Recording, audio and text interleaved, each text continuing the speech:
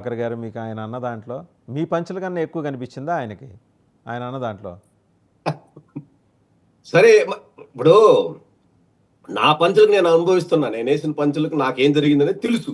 ఏమే నన్ను ట్రోల్ చేస్తారు, పోలీసులు పట్టుకోవాలని వస్తారు. మరి సినిమా ఇప్పుడు ఇప్పుడు ఇప్పుడు ఫైనల్ గా నాకేం జరిగింది అనేది పక్కన పెడితే, కానీ సినిమాకి మాత్రం ఖచ్చితంగా, ఇండస్ట్రీకి మాత్రం ఖచ్చితంగా దెబ్బే.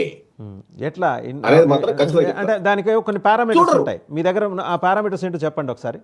కొన్ని పారామీటర్స్ ఉంటాయి కదా. పారామీటర్స్ ఏముంది చూడరు, అంటే అంత ఊపుగా ఉత్సాహంగా చూడరా ఏం పోతారో సినిమాకి, ఇంకోటి కూడా డిస్కరేజ్ చేస్తాడు అంతే. అయిపోయి ఒక రకంగా అట్లా ఇట్లా ఒక రకంగా ఉన్న సినిమాకి కూడా అది ఏం పోతావరా గబ్బు గబ్బు సినిమా, అది ఏముంది బాగాలేదట, అది ఇదంటే సరిపోయి ఫినిష్. ఇప్పుడు మౌత్ టాక్ అనేది ఇంపార్టెంట్, రివ్యూనే కాదు.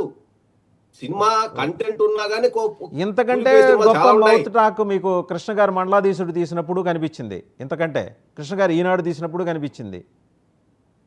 తెలీదా మీకు అది?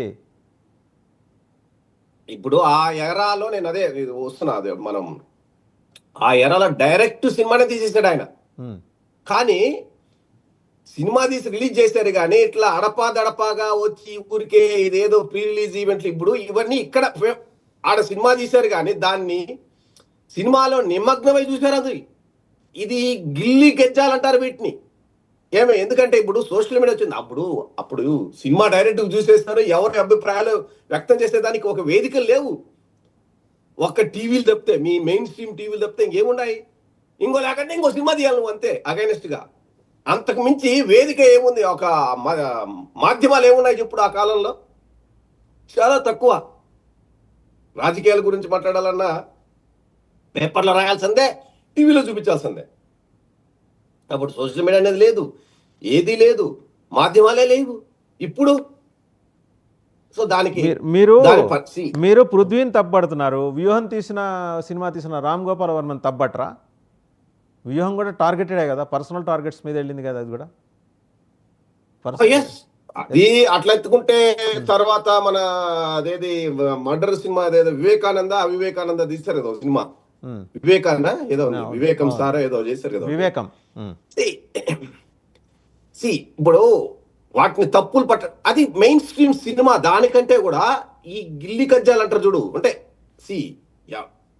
ఒక సినిమా వేదిక మీటింగు, సినిమా తీయడం వేరు, వేదికల మీద వచ్చి ఇట్లా మాట్లాడి పరువు పోగొట్టుకోవడం వేరు.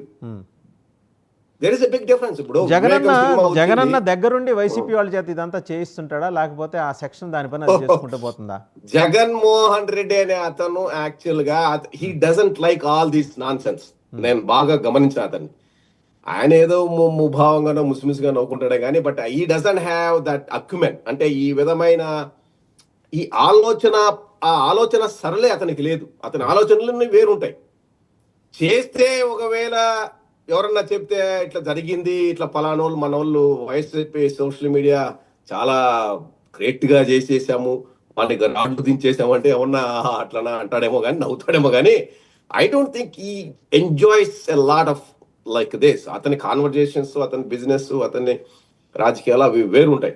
Is a serious man. Is not మామూలుగా కామెడీని అంత ఎంజాయ్ చేస్తాడు అనుకోను. అంటే ఆ పర్సనాలిటీకి దట్స్ వాట్ ఐ బిలీవ్. నేను అతనితో ఏం మాట్లాడలేదు కదా, అతనితో ఏం నేను తిరగలేదు కదా. ఎప్పుడు ఏ ఫుటేజ్ చూసినా కానీ ఎప్పుడు ఏదో సీరియస్ గా ఉంటారు. మరి ఏం చెప్తాం మనం, వాళ్ళు మనసులో ఏం